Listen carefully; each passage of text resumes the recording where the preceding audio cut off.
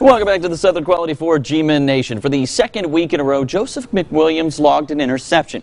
And for the second week in a row, he ran it back for a touchdown. Interception returns are something Grambling practices. It's a goal for the Tigers each week to either score on defense or set up a score with the defense, something McWilliams seems to be pretty good at. At the time when he was being recruited, he played on both sides of the ball because he's got great ball skills. He can catch the ball with the best of them.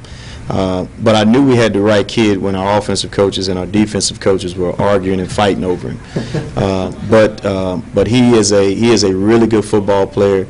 You know, I think from time to time he can be misunderstood, but he really cares about the program. He cares about his teammates.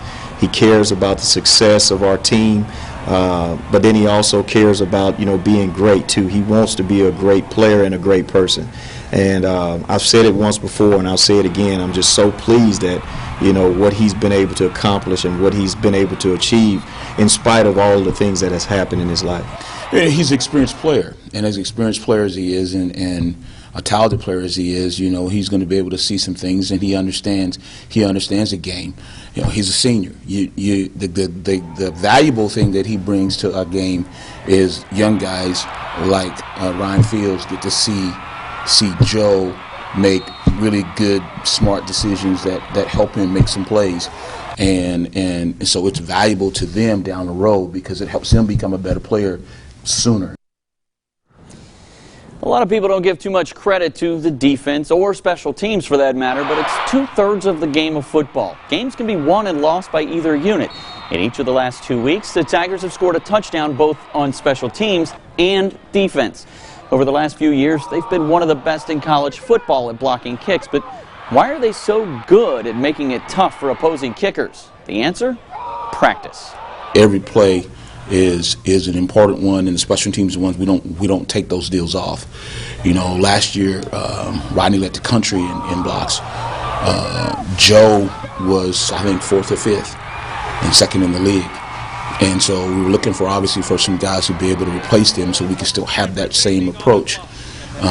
Coach Grave does a good job with our kickers and snappers, and so we spend a bunch of time on op time. How fast do they get it off? How effective are they?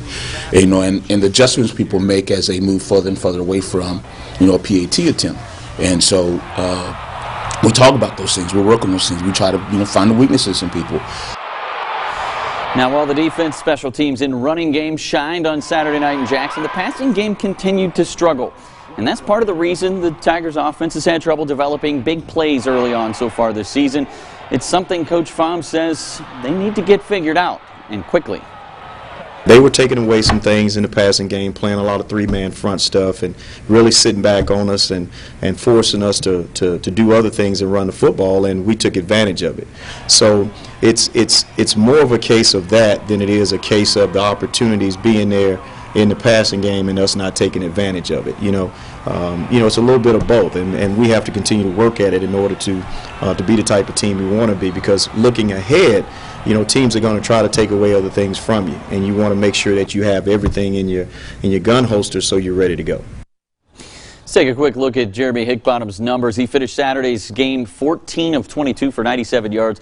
He had a pair of touchdown passes to Lyndon Rash, but he did throw an interception and also lost a fumble in Saturday's win. Coming up on the Southern Quality 4 GMEN Nation, we put Saturday's win to bed and start looking ahead to this weekend's home opener. Plus, we hear from Alabama A&M coach Connell Mayer. He tells us how the Bulldogs plan to spoil the Tigers home opener. Coming up next.